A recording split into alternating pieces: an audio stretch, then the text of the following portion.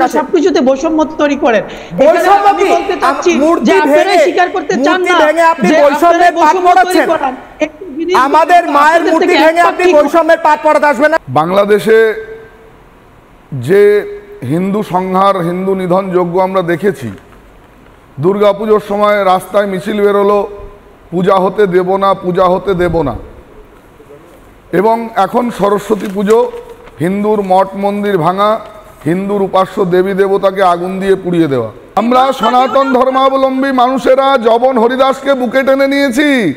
আমরা সনাতন ধর্মের অনুসারীরা রাজখানের মতো মানুষকে মাথায় রেখেছি, যে রাজখান লিখছেন মানস হতো কাহা বাসু মেয়েরো যায় বাসু নন্দকে গোয়াল বালান।